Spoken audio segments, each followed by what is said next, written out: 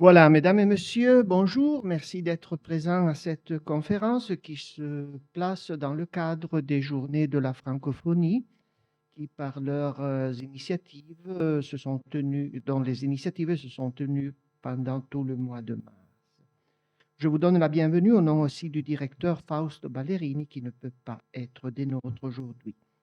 Je remercie vivement l'amie Laura Grivon, professeure du lycée classique, vice-présidente du comité des traditions valdôtaines et rédactrice du Flambeau, la revue du comité, qui a bien accepté de tenir cette conférence dont le thème, celui des voyageurs francophones Val d'Ost, elle le connaît très bien. Son livre sur les passages au Grand Saint-Bernard dans la première moitié du XIXe siècle compte parmi les lauréats de la dernière édition du prix René Williams. Cette conférence nous offre aussi l'occasion pour rappeler un professeur de l'Université de Turin, Emanuele Kanchev, qui nous a quittés récemment. C'est lui qui a commencé à étudier le voyage en Italie par les étrangers et a fondé le Centro Interuniversitario di Ricerca sul Viaggio in Italia. À cet égard, à cet égard, je passe la parole à Laura Grivon, qui, je crois, était une de ses étudiantes. Merci Omar. Bonsoir à tous. Je vous remercie d'être si nombreux ce soir pour m'écouter. Et je remercie Omar et la Bibliothèque régionale ainsi que l'Académie de Saint-Anselme pour l'organisation de cette conférence. C'est pour moi un grand plaisir de pouvoir présenter ce thème, le thème des voyageurs étrangers au Val d'Aoste, qui est un thème très très cher. Et c'est un double plaisir parce que cela me permet de rendre hommage à mon maître, Emanuele Kanchev, qui a été l'un des pionniers de l'étude du domaine de littérature de voyage. Donc, comme bien Omar l'a rappelé, il a fondé le CIRVI en 1978.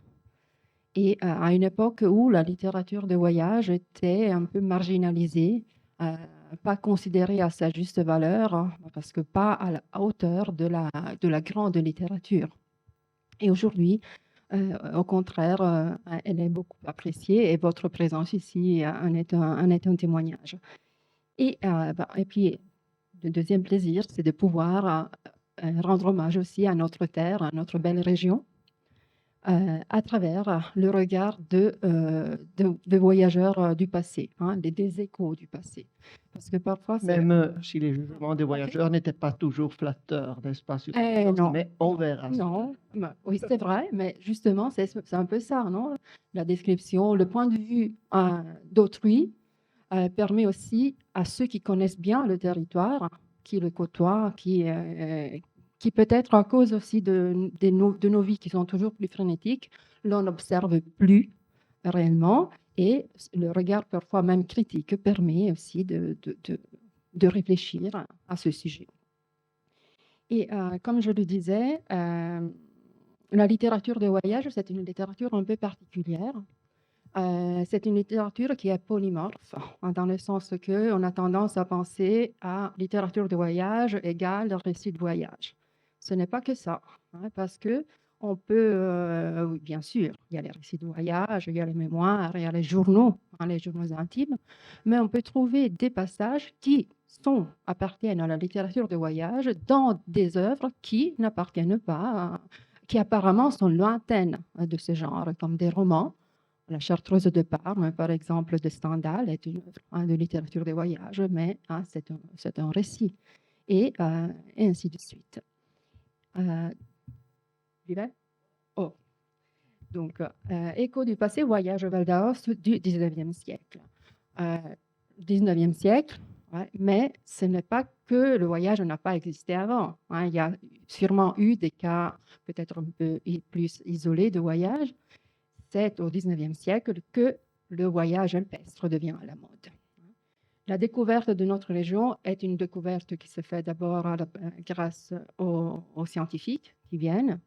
Et là, c'est vraiment vers la deuxième moitié du XVIIIe siècle. Mais c'est avec le 19e qu'on a la véritable valorisation de notre région et des montagnes en général, pardon, des Alpes. Et on peut dire que le regard international, ou bien l'événement qui porte l'attention sur le Val d'Aoste, est, comme bien vous le savez, un grand événement qui se passe au début du siècle, en 1800. C'est le passage de Napoléon qui ouvre le 19e siècle de manière éclatante. Et ce passage avec toute son armée là, vous avez au premier plan le célèbre tableau de David, et au deuxième plan une belle estampe qui appartient au Fonds Valdotin, qui m'a été généreusement accordée. Et c'est une entreprise qui devient légendaire. Et donc là, c'est une légende qui s'ajoute à d'autres légendes, parce que le Grand Saint-Bernard est un lieu mythique. Il y a eu des grands passages légendaires déjà dans le passé. On croyait que Hannibal avait traversé le Grand Saint-Bernard. On sait que ce n'est pas comme ça, mais pendant des siècles, cette idée, cette entreprise a entré un peu dans l'imaginaire populaire. Et donc, après, il y a eu la fondation légendaire de la part de Saint-Bernard de Menthon, les chiens légendaires du Grand Saint-Bernard. Donc là, ce passage de Napoléon ajoute une légende à d'autres légendes. Et c'est ainsi que l'attention est portée sur les Alpes de manière importante. Dans l'armée de Napoléon, on avait aussi un jeune, Henri Beyle, qui était un soldat qui a traversé le Grand Saint-Bernard et après est devenu un grand écrivain, et qui était un admirateur de Napoléon et qui a suivi dans ses campagnes.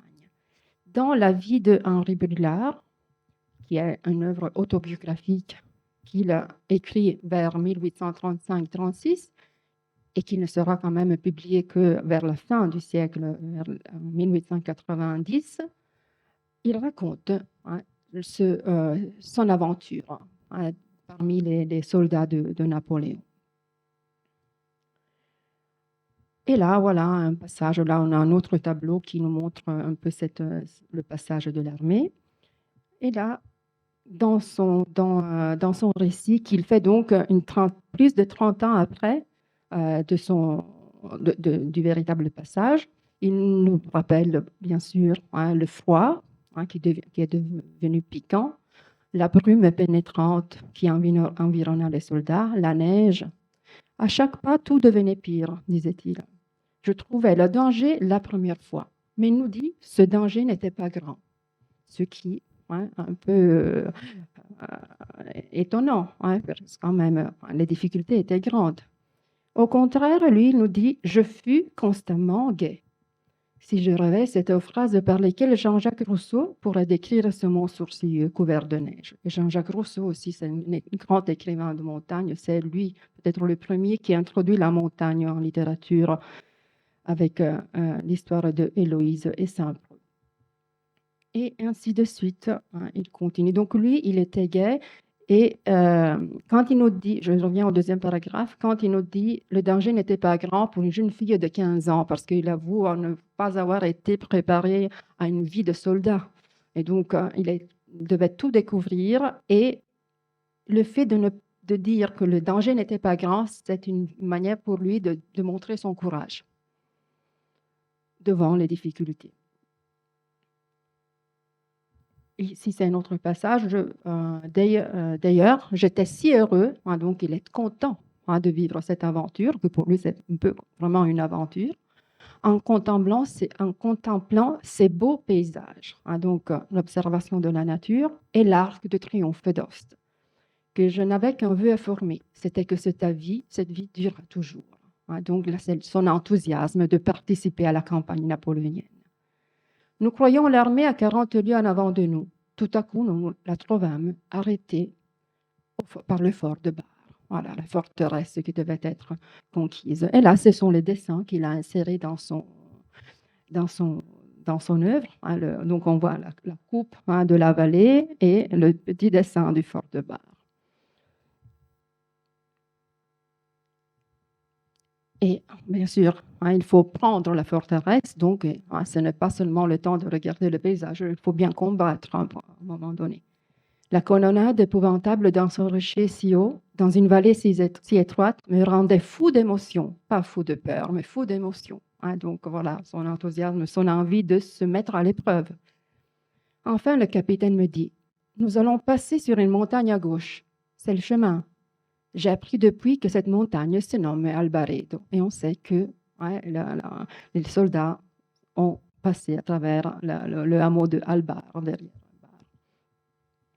Et le jeune soldat, le jeune Henri Bell demande, « Est-ce que nous sommes à portée ?» Ne voilà-t-il mon bougre qui a déjà peur? C'est la réponse du capitaine. Et ce mot fut pour lui comme le chant du coq pour Saint-Pierre. Je revois la scène dans sa tête. Je m'approchais du bord de la plateforme pour être plus exposé, pour montrer son courage. Et quand il continua la route, je traînais quelques minutes pour montrer mon courage. Voilà comme je vis le feu pour la première fois. Et cette phrase est intéressante parce que presque de la même façon, on la retrouve dans la Chartreuse de Parme, lorsque Fabrice del Dongo rejoint les soldats de Napoléon pour la bataille de Napoléon. Et lui aussi, sans expérience, il se croit soldat sans l'être, parce qu'il observe, ne combat pas, il observe les autres soldats, mais il dit « me voilà, enfin au feu ». Donc on a un peu la même phrase qui revient. Et là, c'est une lettre, au contraire, que Henri Bell, le futur Stendhal, a écrit 2 mois après le passage au fort de Bar à sa sœur. Il lui dit, « Je ne te parlerai pas du Mont Saint-Bernard, tu en liras un jour la description dans un des 1001 voyages en Italie. » Et là, c'est un peu comme une prophétie qu'il a fait, il a compris la valeur de ce mot et déjà annoncé la multiplication des récits de voyages qui suivront au cours du siècle. Tout ce que je puis te dire, c'est qu'on a extraordinairement exagéré la difficulté. Là encore, le danger n'est pas grand, mais c'est lui qui veut montrer son courage. Il n'y a pas un instant de danger pour les hommes. De tout autre avis, c'est un autre soldat qui se trouvait dans l'armée de Napoléon. Et c'est le père de Georges Sand, Maurice Dupin. Lui, au contraire, dans les lettres qu'il écrit et que Georges Sand publie dans l'histoire de sa vie, et c'est des lettres qu'il écrit à sa grand-mère, il lui parle du Mont Saint-Bernard. Dans une première lettre, il lui avait écrit qu'il voulait voir le Mont Saint-Bernard pour voir si le paysage était vraiment comme celui du spectacle auquel il avait assisté à Paris au théâtre Feydeau. Et après, voilà ce qu'il écrit. Les descriptions et les peintures sont encore au-dessous de l'horreur de la réalité. Et donc là, au contraire, c'est vraiment la peur et le danger. Nous sommes dans la région des glaces, des éternels frimas. Ces 3 lieux se font dans la neige, à travers les rochers. Il y a des abîmes à chaque pas, des avalanches. Nous sommes tombés plusieurs fois dans la neige jusqu'à la ceinture. Mais c'est quand même un spectacle. C'était le spectacle le plus extraordinaire qu'on puisse imaginer, que l'activité, la résolution, les cris et les chants de cette armée. Et là, vous voyez l'estampe que j'avais utilisée avant, qui nous donne un peu l'idée de cette entreprise. Et voilà. Voilà Xavier de Maistre. Xavier de Maistre. Que nous connaissons bien, l'auteur de Le lépreux de la cité d'Ost. Et là aussi, c'est une œuvre qu'apparemment, on ne penserait pas pouvoir ranger parmi la littérature de voyage. Mais c'est ainsi. Il y a des pages qui correspondent bien à ça. Donc, on sait que Xavier de Maistre, la famille de Xavier de Maistre était arrivée à Ust en 1792 pour des raisons politiques. Il y avait la Révolution, la guerre des Alpes. Lui était un soldat de garnison à Alexandrie. Il rejoint sa famille un an après, en 1793, et il y reste pendant 5 ans.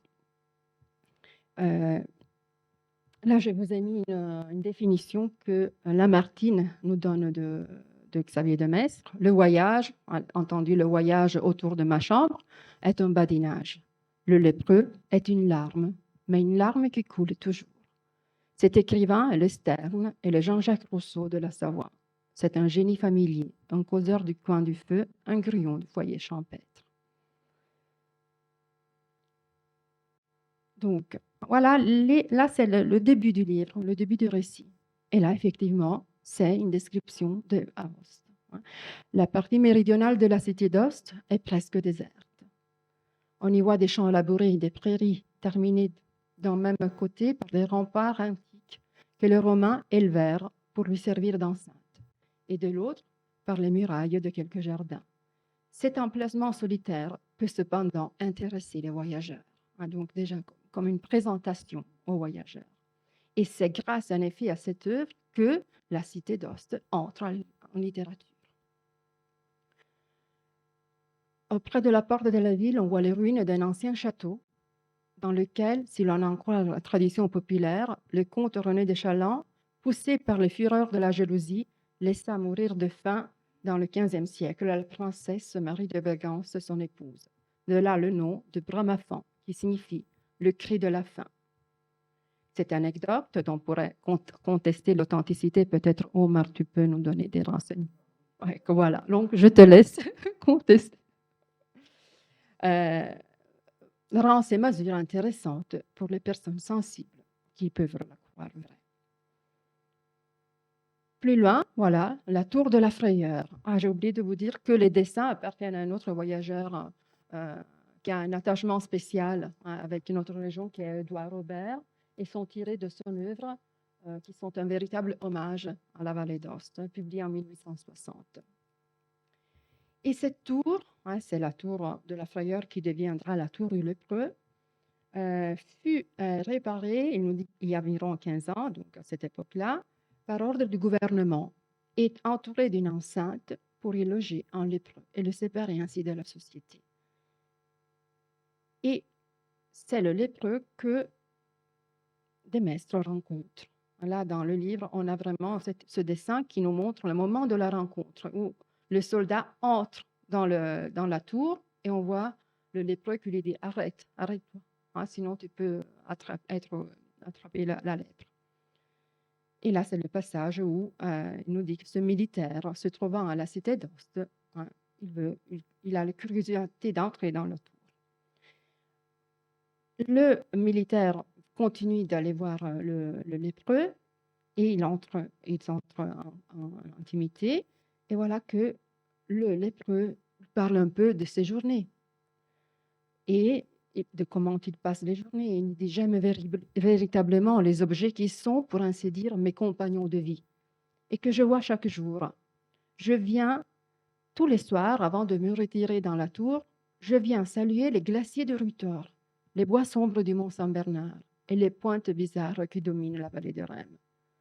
Quoique la puissance de Dieu soit aussi visible dans la création d'une fourmi que dans celle de l'univers entier, le grand spectacle des montagnes en impose cependant davantage à mes sens.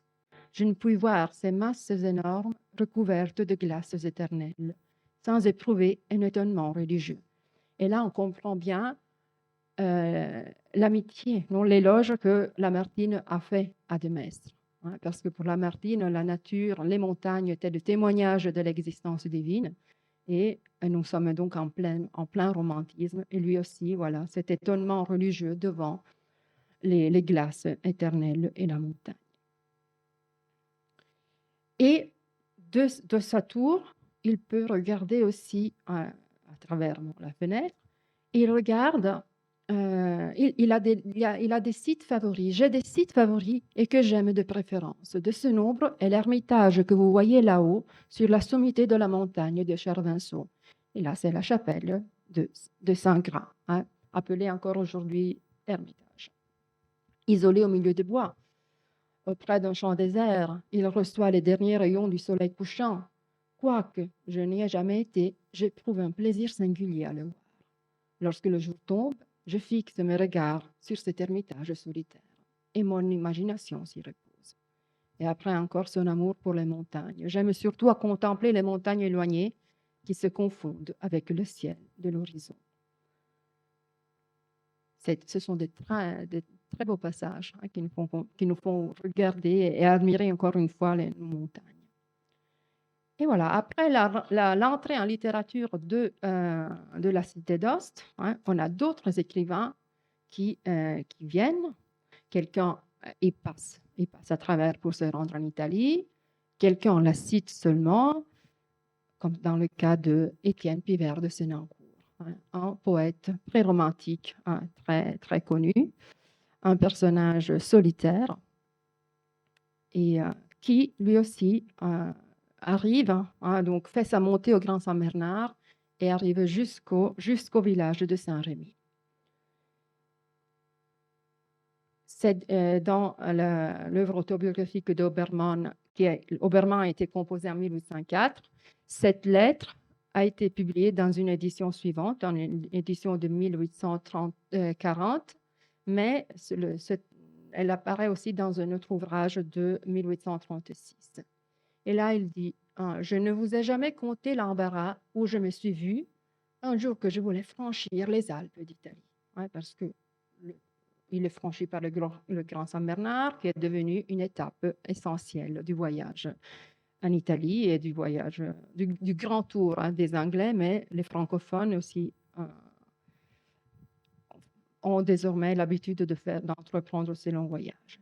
Il nous dit simplement « J'allais à la cité d'Ost et j'étais déjà dans le Valais lorsque j'entendis un étranger dire dans l'auberge qu'il ne se hasarderait point à passer sans guide le Saint-Bernard. » Voilà, donc le risque, hein, de monter tout seul le Grand Saint-Bernard, et lui, il veut absolument prendre ce risque. Je résolus donc aussitôt de le passer seul. Je prétendis que d'après la disposition des gorges et la direction des eaux, j'arriverais à l'hospice en devançant les muletiers. Mais ce n'est pas comme ça. Il a une désagréable aventure et il finit par tomber dans l'eau, il doit se laisser transporter par les eaux. Au final, on le sauve et il arrivera à l'hospice où il est restauré. Et il nous dit que le soir d'après, il dort à Saint-Rémy. Je restais le soir au petit village de Saint-Rémy, en Italie. Le torrent de la Doire se brise contre un angle de mur de l'auberge. Ma fenêtre resta ouverte et toute la nuit ce fracas m'éveilla ou m'assoupit alternativement à ma grande satisfaction. Plus bas, dans la vallée, il nous dit « Je rencontrais des gens chargés de ces grottes énormes qui m'avaient beaucoup frappé de l'autre côté du Saint-Bernard, à l'époque de mes premières incursions de le Valais. » Et il ne dit pas plus, hein, sur la vallée d'Ost, donc on ne peut pas savoir si réellement il est descendu dans la vallée ou bien s'il s'est inspiré de d'autres écrivains qui avaient insisté sur, par exemple, le problème du crétinisme qu'il y avait à l'époque, mais qui n'était pas une priorité de notre région, mais comme il le dit aussi, dans le Valais, dans les régions de montagne en général. Voilà, un autre écrivain, Valéry, mais qu'il ne faut pas confondre avec le plus célèbre Paul Valéry. Hein. Celui-ci, c'est moins connu. C'était un conservateur de bibliothèque, responsable de bibliothèque à Paris, ami de Chateaubriand et de Stendhal. C'est Chateaubriand qui l'invite à entreprendre une carrière militaire. Et c'est un voyage en Italie qui le pousse à vouloir célébrer l'Italie. Et donc, il vient au moins 6 fois en Italie. Moi, j'ai trouvé personnellement la signature au Grand Saint-Bernard en juillet 1829. Et le résultat de ces voyages en Italie sont regroupés dans ce bel ouvrage, Voyage historique, littéraire et artistique en Italie, guide raisonné et complet du voyageur et de l'artiste. Donc, il devient un point de repère pour les voyageurs. Cela dit, il faut dire qu'il lui aussi ne consacre pas beaucoup de pages à la vallée d'Ost. Il y a un chapitre de 4 pages. Là, c'est les paragraphes. Donc, une petite introduction sur les Val d'Aoste. Il nous parle des vins valdôtains. Il apprécie le vin de Chambave. Puis, il nous parle de la colonne de Calvin à Aoste. Et il cite Xavier de Maistre. Donc, vous voyez que sûrement, l'œuvre de Maistre est connue et lue par par ces élites intellectuelles. Les vallées d'Aoste, en effet, les bords de la Loire, les impressions qu'ils produisent ont été peints éloquemment dans les divers ouvrages de Maistre. Pour ce qui est de la croix de Calvin, il nous dit « Au milieu de la place publique est une colonne de pierre surmontée d'une croix, élevée, selon l'inscription, en souvenir de la seconde fuite de Calvin de la cité d'Aoste, à son retour d'Italie en 1541. » Il nous dit « Nous dirait-on pas, à la vue de cette étrange colonne, qu'il s'agit de la dispersion de quelques puissants vainqueurs au lieu de la retraite précipitée d'un homme errant, isolé et qui ne marchait qu'avec des doctrines ?» Et là, donc, on comprend qu'il n'a pas voulu approfondir un peu complètement l'histoire. Un historien, L'Un Colliard, l'historien très important de notre région, l'a bien remarqué qu'il n'a peut-être il n'a pas voulu le dire, ou bien peut-être il ne savait pas la portée du passage de Calvin et ses intentions, donc de convertir à la religion catholique la vallée d'Aoste et de faire en sorte qu'elle se détache de la maison de Savoie, ce qui n'a pas eu lieu.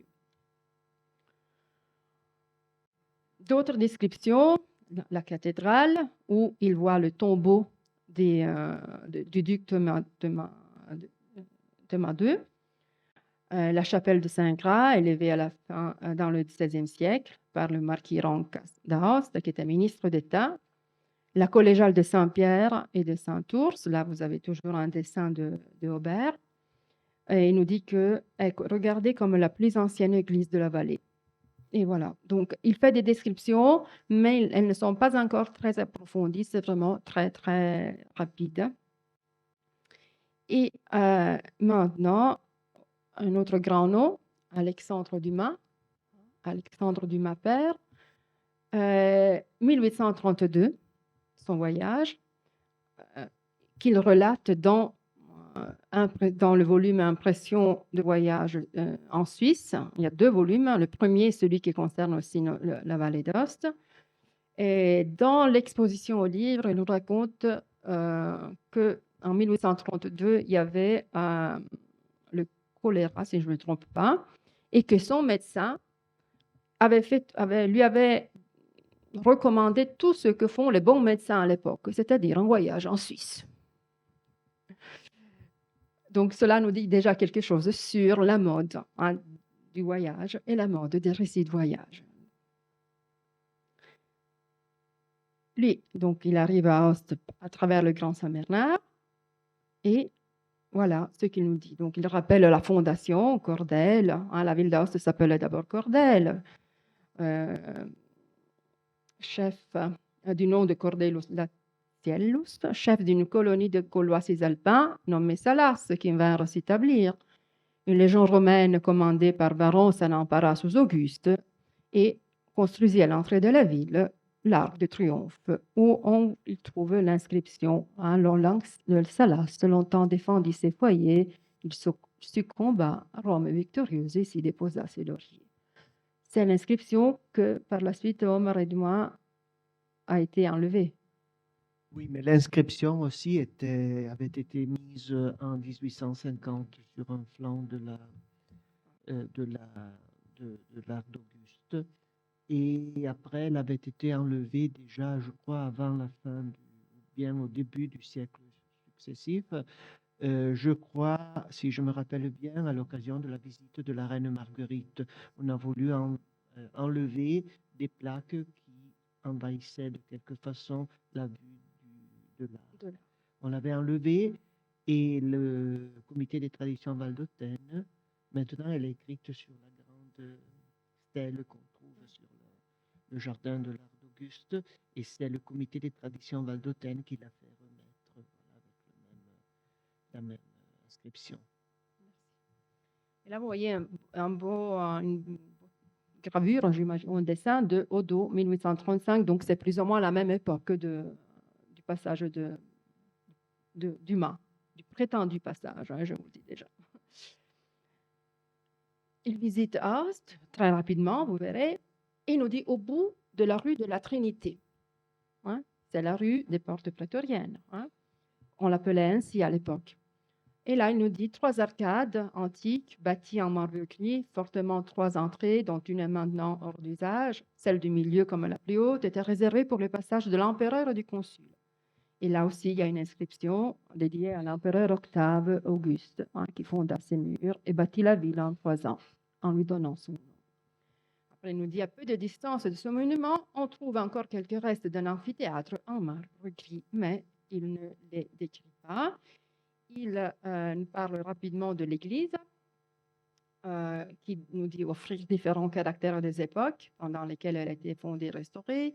Les porches d'architecture romane, les fenêtres en ogive peuvent dater du commencement du XIVe siècle. Donc, il fait une énumération rapide de ces bâtiments et il nous dit tous ces édifices, y compris les ruines d'un couvent de l'ordre de Saint-François, patron de la ville, peuvent être visités en 2 heures. C'est du moins le temps que nous leur consacrâmes.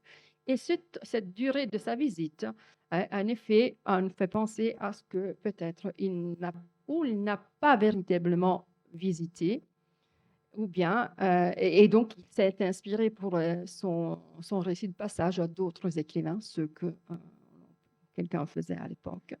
Et la même chose, ça va aussi pour le récit qu'il fait de son voyage en Suisse, où on a vu que certaines choses étaient inexactes et aussi les temps de déplacement ne correspondaient pas effectivement au temps qu'on demandait pour les faire.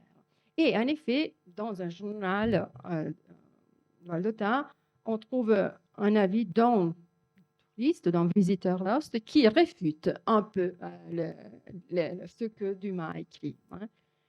Il dit, je dû me convaincre que la carte d'une table valdôtaine, parce que c'est effectivement Dumas nous parle d'une table valdôtaine, nous parle de ce qu'il a mangé, il dit, est bien autrement mieux assortie que ne l'a donné à entendre l'auteur du Monte Cristo, en disant, il cite Dumas, les aubergistes ne manquent jamais de vous servir à dîner une espèce de pâte et une manière de crème, qu'ils décorent pompeusement du titre de macaroni et de sambayon. Joignez cela à du vin d'Asti, des côtelettes à la milanaise, et vous aurez la carte d'une table valdôtaine. Voilà, déjà ce visiteur, il comprend bien que ce n'est pas du tout ce que se passait. Il dit, après des erreurs de ce calibre, débitées d'un ton d'assurance incomparable, je succombe à la tentation de douter sérieusement que M. Dumas ait jamais visité les hôtels d'Ost. Je pourrais donner du poids à mes soupçons en citant encore un autre passage. La cité d'Ost prétend n'appartenir ni à la Savoie ni au Piémont. Les habitants ne payent aucun impôt et conservent la franchise des chasses. Pour tout le reste, ils obéissent tant bien que mal au roi de Sardaigne. L'abominable idiome qu'on y parle est du savoyard corrompu. Et cet touriste ajoute, quand vous aurez visité vous-même à Ost, vous songerez à M. Dumas, et chez vous, la pitié étouffera le rire. C'est une belle réputation qu'il en fait. De Aoste, rapidement, il rejoint, en effet, Dumas rejoint Pré-Saint-Didier. Il arrive à Pré-Saint-Didier la nuit et le matin, c'est la surprise. C'est le roi des Alpes. Celui qui ouvrit les yeux le premier poussa des cris d'admiration. Nous étions arrivés de nuit et nous n'avions aucune idée de la vue magnifique que l'on découvrait des fenêtres de l'auberge. Nous nous retrouvions au pied du Mont Blanc, le roi, le king, l'appelaient les Anglais. 5 glaciers descendaient de la crête neigeuse, donc là on les voit aussi dans l'estampe, et fermaient l'horizon comme un mur. Ce point de vue inattendu, auquel rien ne nous avait préparé, était peut-être ce que nous avions trouvé de plus beau. Donc, au moins, il apprécie le Mont Blanc. Mais venons à un voyageur qui a véritablement visité les Alpes. Il les connaît très bien. C'est l'un des écrivains les plus réputés de la littérature alpestre.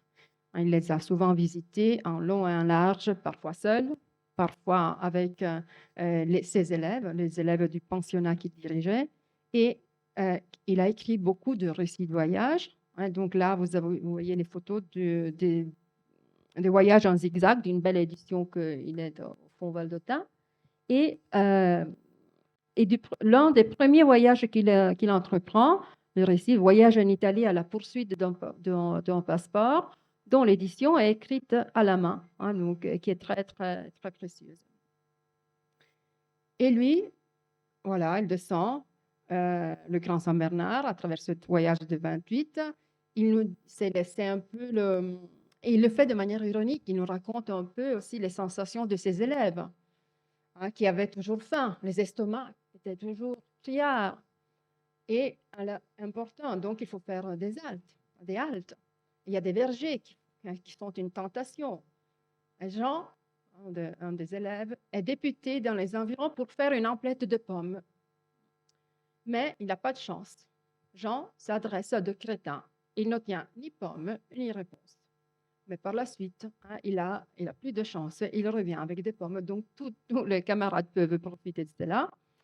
C'est la belle description du pays en descendant. Le pays devient toujours plus riant à mesure que l'on descend. On, peu à peu, se couvre de belles vignes qui ne sont pas alignées comme les nôtres. Donc, c'est un peu le désordre régulier, mais typiquement que les Anglais aussi admirent. Hein. Donc, il admirait un peu cette manière de cultiver le vignoble. Et en effet, ils nous disent que ce n'était pas aligné au grand avantage du paysage. Et les grappes, voilà, ce sont des sources, des tentations horribles pour les élèves de Topher. C'est à fondre le cœur. Hein, ils doivent résister à ne pas prendre, voler des grappes. Là, les dessins sont de Topher, hein, lui-même. Il l'a inséré dans l'édition de 28. Là aussi, ce sont dessins de la cité d'Ost. Bon, la troupe, hein, la caravane, il l'appelle la caravane de ses élèves, ils arrivent sous l'Arc de Triomphe, à Aoste. Lui aussi, il cite l'ouvrage de Maistre, hein, et donc il dit que quelques-uns de ses élèves ont visité la tour du Lépreux, il ne faut pas manquer. Il nous dit qu'en général, la cité d'Ost et ses habitants, qui tiennent encore des montagnards, nous ont beaucoup plu. Sans la garnison et les passeports, on se croirait encore en Suisse. Après, ils continuent leur voyage vers la moyenne et basse vallée. Là, je ne peux pas manquer de mettre Montjovet, c'est un peu mon origine de là-bas. La Montjovette, hein, c'est le chemin de la Montjovette, la route qui serpente le long du Val. Hein, et nous franchissons le mont Jovet, où une inscription nous apprend que la route sur laquelle nous marchons, tentée par les Romains, est due au génie du roi Emmanuel. Et le cocher lui donne quand même une information en plus. Hein, c'est que ce chemin, comme tous les autres, est le fruit de corvées. Hein, donc, les gens qui participaient à la construction. Et là, donc, on voit le dessin de la Montjovette et le château de Saint-Germain. C'est toujours un dessin de Aubert, un dessin magnifique. Voyage en zigzag, cette fois, il ne passe pas à travers le Grand Saint-Bernard, mais c'est à travers le Mont Blanc, col de la Seigne, l'Allée Blanche, spectacle magnifique, montagne d'un caractère hardi, glaciers nombreux. Néanmoins, la vallée boisée est plus verte et le Mont Blanc s'y montre sous un aspect tout autrement imposant, donc un peu différent par rapport à la mer de glace du côté de Chamonix. Et après, ils descendent, on a constamment en descendant jusqu'à Courmayeur, on a des magnifiques glaciers éclatants de blancheur, la vallée devient plus riante, on trouve les forêts, les prairies, c'est la plus belle partie de l'Allée Blanche. On sait qu'à Courmayeur, à l'époque, ils ont visité un cabinet d'histoire naturelle, ils ont fait une halte à boire l'eau gazeuse. Hein. On sait que l'un de ses élèves voulait faire une cure et boire 18 verres. Et lui, après 6, il a dû l'arrêter. Et il arrive à Aoste. Ces récits de voyage sont intéressants parce qu'ils nous permettent aussi de comprendre quelles étaient un peu les conditions de l'hébergement à une époque où le tourisme était encore sous une forme naissante. Et parfois, les auberges étaient malpropres, sobres, et surtout, parfois, on demandait de payer plus de ce qu'il fallait. Et ici, à Aoste, nous allons descendre à l'hôtel autrefois tenu par M. Mattei. M. Mattei, on l'avait rencontré aussi dans les voyages en Italie, donc il y a 10 ans avant. il avait un hôtel, une auberge à Ust, et cette fois, ils l'ont rencontré à Courmayeur. Donc, il est possible, dans différents récits de voyage, de suivre aussi l'évolution des hommes et de leurs activités. Il nous dit que les temps sont changés. Au lieu de cet honnête cette fois, il trouve un ancien palefrenier qui a le nez tordu, des brigandeaux, une brigandelle qui est mal peignée, glapissante et voleuse de 4 mains. Il lui faut 4 francs par le lit, 4 francs par repas, 4 francs pour chaque nécessité de la vie. C'est trop. À peine pouvons-nous obtenir quelques rabais, mais il n'y a pas d'autre auberge, donc ils sont obligés. Mauvaise, détestable journée pour la bourse commune des élèves. Et là, à Ust, les antiquités, le pont romain, l'amphithéâtre, l'Arc de Triomphe. Là, c'est un décès de Morandini de 1836. Et c'est intéressant de voir comment ce monument leur fait penser toujours à cet affrontement entre les Salas et Rome. Évidemment, parce que l'Arc de Triomphe a été élevé par Auguste pour perpétuer le souvenir de sa conquête, c'est-à-dire l'asserviment d'un petit peuple fier, libre et courageux à ce grand, brutal peuple qui regarde l'univers comme sa légitime proie et l'indépendance d'autrui comme une insulte à ses droits. D'après ces mots, on comprend déjà quelle est la position de Toffer, mais après il explicite encore. Il est probable que les gazetiers du temps se chargeaient de prouver aux Salas que tout était pour le mieux et que d'être incorporés à l'Empire, ce leur était bien de l'honneur. Sous le règne de Napoléon, cette argumentation s'est retrouvée et la tradition n'en est pas perdue, donc une critique à Napoléon. Pour nous, nous sommes et nous serons toujours pour les Salas contre le divin Auguste. Encore l'arc d'Auguste. Là, c'est le dessin de Toffer. C'est un autre thème qu'il touche à travers ce dessin, parce qu'il nous dit avoir rencontré sous l'Arc de Triomphe, avoir vu un Anglais et une Anglaise, de ces touristes consciencieux qui voient pour avoir vu. C'est intéressant. Transportant leur indifférence d'une curiosité à une autre sous la conduite d'un cicérone. Le leur est vêtu d'un habit d'ordonnance, couleur cramoisie. C'est le bourreau qui conduit ses victimes. Alors c'est maintenant, dès qu'on verra des groupes de touristes, on pensera un peu à Toffer, à sa définition. C'est un peu la critique qu'il fait aussi à ce tourisme, voilà.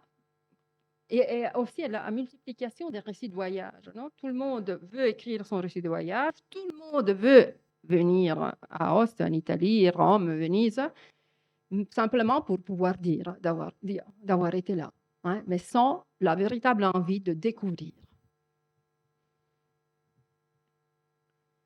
Encore une fois, Moyenne-Vallée, Châtillon, donc ils continuent leur voyage, Buvette, Châtillon, où nous sommes reconnus par les hôtes et fort bien traités.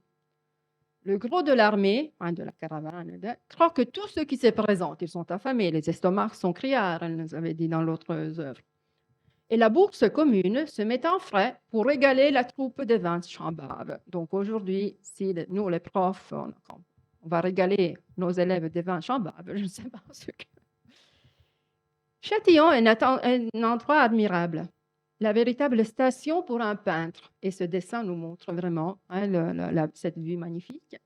En arrière, du côté d'Ost, d'élégants lointains, une brillante et tendre végétation. À Châtillon, même, torrent, pont, usine, magnifiques rochers. Et le voyage continue vers Verrès. Du côté de Verrès, une solitude sauvage où croissent et part les plus beaux châtaigniers du monde, puis la vallée qui se resserre, les rochers qui se rapprochent, une gorge affreuse où mugit la Doire. Et encore dans l'autre œuvre, dans l'œuvre précédente, elle nous dit, nous arrivons à Verrès, bien charmant. Là, j'ai oublié quelque chose. Par des ruines pittoresques, les artistes, donc un endroit qu'il est bien de rappeler. La dessin toujours de Toffer. Aubert, parisien, qui a un attachement particulier avec la vallée d'Ost parce que c'est le beau-frère du docteur Laurent Cerise. Donc la première fois qu'il se rend à Ost, c'est pour venir connaître sa belle famille et il est enthousiaste de ce pays, hein, par ses montagnes. Il dit: rien ne peut rendre la beauté de ces sites, tour à tour gracieux, gais, tristes, sévères et même sauvages. Il faut souhaiter que les artistes de talent popularisent ces beaux sites afin que les voyageurs visitent ce magnifique pays qui vaut à lui seul bien mieux que toute la Suisse s'est inventée et à parcourir. Et c'est grâce à lui, c'est le premier grand hommage qu'on fait à la vallée d'Aoste, hein. Son œuvre vraiment est très, très détaillée. Donc, le 15 de jours à Aoste, c'est un petit opuscule, c'est très court, mais il va amplier avec le même enthousiasme, le même amour, la même passion dans le volume plus important de 1860. Les habitants, il nous dit, sont bienveillants. Il remarque l'importance de la religion, l'attachement envers le roi de Valdôtain. Il nous dit, là aussi, rien ne manque, hein, pour un progrès de ce pays. Donc, il voit les potentialités, hein, du Val d'Aoste. Il ne manque à ces populations laborieuses que des routes plus faciles. Les conditions de la viabilité étaient pénibles et plus nombreuses, hein, pour qu'ils puissent se développer à juste titre. Voilà, dans la vallée d'Aoste, ouais, on peut voir des dessins des magnifiques châteaux, hein, qui jaillonnent un peu partout. Là, on a le château de Saint-Pierre, dessin magnifique. Il définit les châteaux des véritables nids d'aigles. Et de celui de Saint-Pierre, il dit que c'est un tableau tout fait, hein. Rien ne manque, ni les montagnes du fond, ni les constructions pittoresques, ni les arbres du premier plan.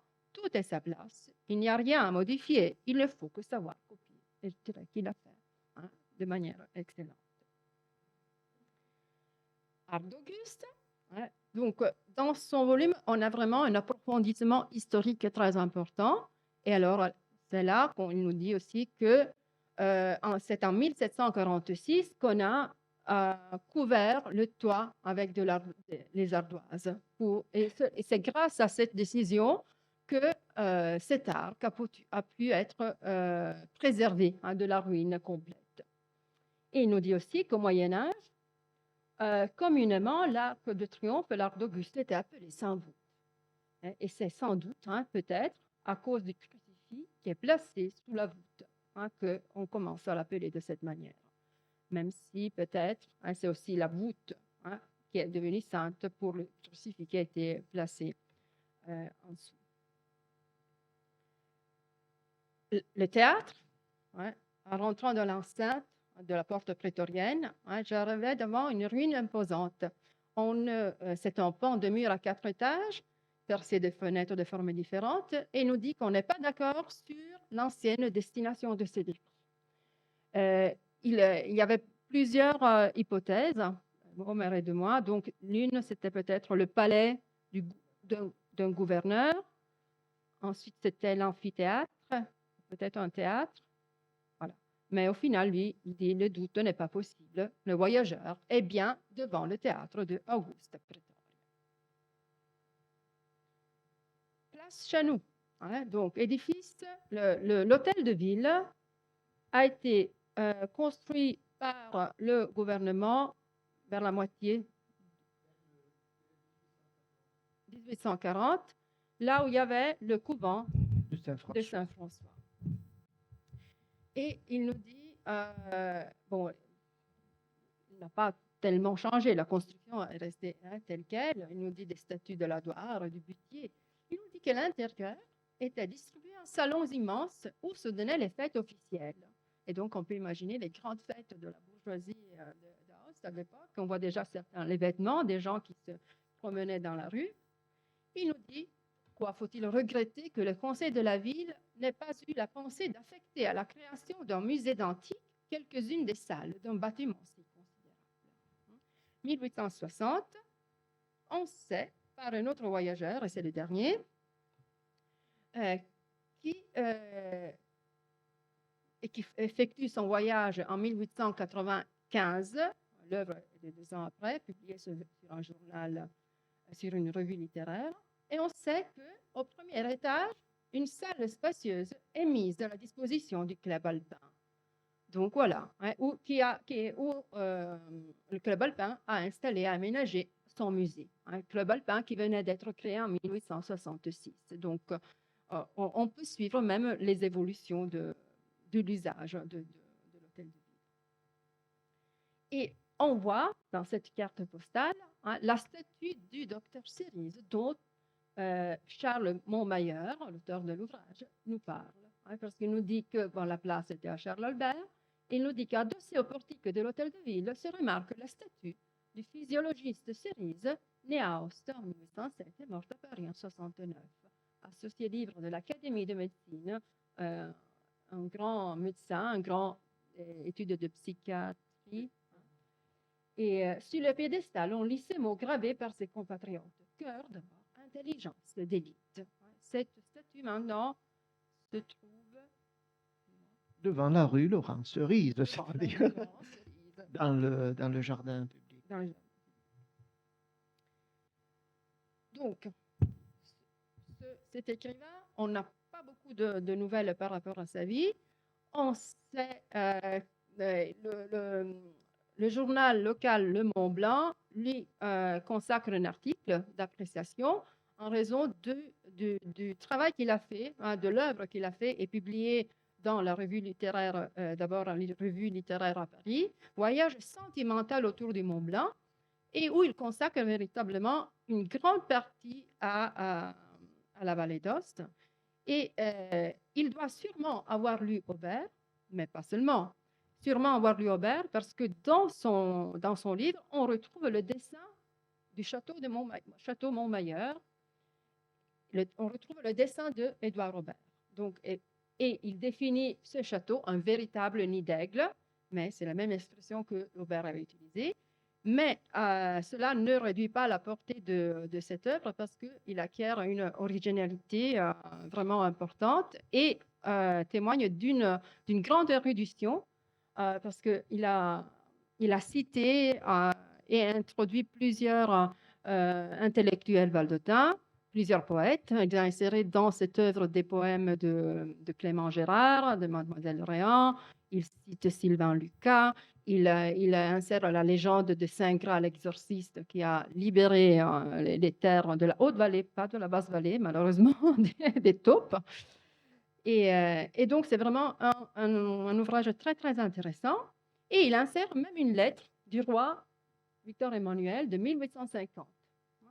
Et il insère parce que c'est Aimé Gorée qui lui donne l'occasion, en lui racontant un épisode sympa concernant le roi Victor Emmanuel, qui était en Valais pour la chasse au bouquetin, qui résidait à la cure à Courmayeur. Et il nous raconte qu'une femme était en train de porter un panier avec des œufs à la cure. Et elle frappe à la porte. Il y a un individu qui lui ouvre et il lui demande vous avez quoi dans ce panier? J'ai des œufs. Et la femme lui répond j'ai des œufs. Et elle lui dit j'aimerais tant voir le roi. Et cet individu, c'était le roi en personne. Il lui dit mais c'est moi. Et la femme lui dit mais non. La reine est tellement belle, elle n'aurait jamais pu épouser un homme si bête.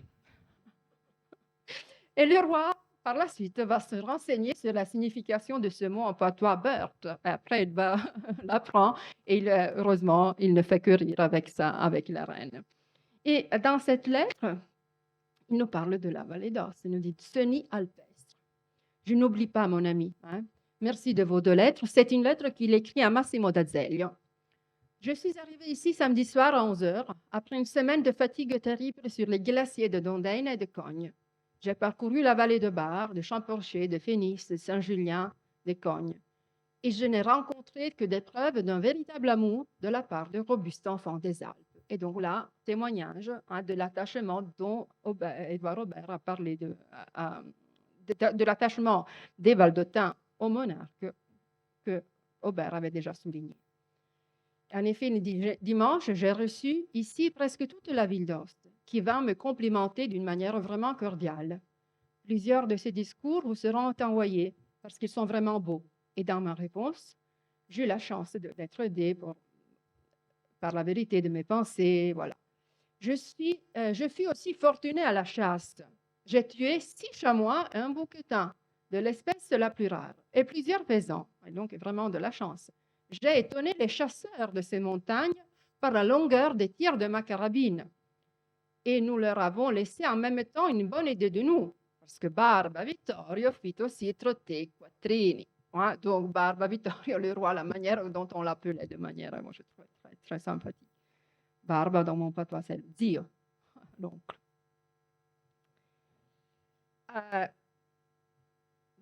Je voulais seulement dire qu'on dit que effectivement, Vittorio était pas seulement le barbe de Ouais, oui, oui, c'est vrai. On dit non, qu'il a laissé beaucoup d'enfants. Montmaillard arrive en Valadosse à travers le Petit Saint-Bernard. Et en descendant le Petit Saint-Bernard, il voit 2 jeunes filles en train de recueillir les pommes de terre. Il nous dit que les Valdôtains n'ont pas eu besoin d'attendre Parmentier pour introduire la culture des pommes de terre, mais qu'elle avait déjà été introduite il y a longtemps. Il veut leur parler, mais au moment de les aborder, il se trouve en difficulté. Il ne sait pas quelle langue choisir, parce que l'italien, il ne le connaissait pas encore trop bien, et donc il hésite entre le patois, que je savais être un peu dissemblable de celui en usage en Savoie, et le français. Il décide d'utiliser le français. Quel ne fut mon étonnement d'entendre l'aînée des 2 jeunes filles me répondre non seulement dans le même langage, mais encore avec assurance, avec précision dans les termes, une grande pureté d'articulation. Donc, à ceux qui nous disent que le français n'existait pas. C'est une longue histoire. Arc d'Auguste, et là, vraiment, les 3 dernières diapos. Encore, lui aussi, roman versus Sallust. Donc, c'est un peu la question. Et c'est toujours la réflexion sur le fort contre le plus faible. On sait que Rome traitait généralement avec assez de douceur le peuple une fois vaincu. Pourtant, il nous dit, il n'en a pas été de même ici, puisque nous l'avons vu dépeupler en partie les pays de Salaste pour se venger de leur longue résistance. Et Varro n'aurait-il pas employé, comme cela se pratiquait chez les Romains, une partie du prix de Salaste vendue à Ivrea pour édifier cet arc honoraire d'Ost, qui devait perpétuer le souvenir de sa lâche victoire? C'est fort aussi comme réflexion. Et là, c'est un dessin tiré d'un recueil, La France militaire. Et voilà, donc vu que nous sommes dans l'année de l'anniversaire d'Ost, Aoste, la Rome des Alpes. Et Montmaillard le remarque bien, comme tant d'autres d'ailleurs. Malgré les alluvions apportées par le butier, détourné un instant de son cours, accidentellement ou par le fait de l'ennemi, et qui ont exhausté de 3 mètres environ le sol de la ville, la cité d'Ost est peut-être, eu égard de sa surface, le lieu du monde qui renferme le plus de témoins de l'art de construire des Romains. Elle paraît même être seule à posséder encore une enceinte fortifiée du siècle d'Auguste. Donc, le lieu du monde qui contient le plus de ruines de l'Empire romain. Et en cela, Montmaillard rejoint un peu la surprise, si l'on peut dire, éprouvée par un voyageur, cette fois du XVIIIe siècle, un Anglais qui était très, très surpris de voir cette ville romaine dans les Alpes, de Sir Roger Newdigate, 1774. Nulla può superare la sorpresa dei viaggiatori che al mattino si erano congedati dai canonici dell'ospizio del Gran San Bernardo, per ritrovarsi soltanto dopo 6 ore di cammino entro le mura di un'antica città romana, dalla quale non avevano mai conosciuto il nome. Una città così antica di data da vantarsi di aver per fondatore l'imperatore Cesare Augusto e che, se anche in rovina, conservava ancora un intatto impianto urbanistico, di dimensioni originali e un'imponenza, specchio palpitante della grandiosità dell'età augustea. Et donc, je vous remercie pour votre attention et je vous dis, je vous souhaite une bonne soirée en vous quittant avec ce magnifique dessin de la moitié du XVIIe siècle de Piranesi. Merci de votre attention.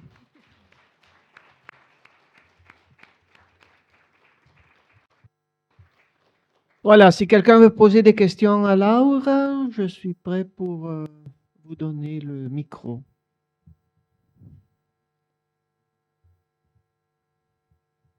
Vous avez vu le château, seulement une chose, le château de Saint-Pierre, si tu peux encore. C'est un peu difficile de le reconnaître car il n'avait pas encore les 4 tourelles qui ont été mises seulement quelques décennies plus tard. Voilà. C'est une intéressante photographie, disons, même s'il s'agit d'une estampe, d'une gravure du château original, disons, dans sa forme originale de Saint-Pierre, qui est très différente.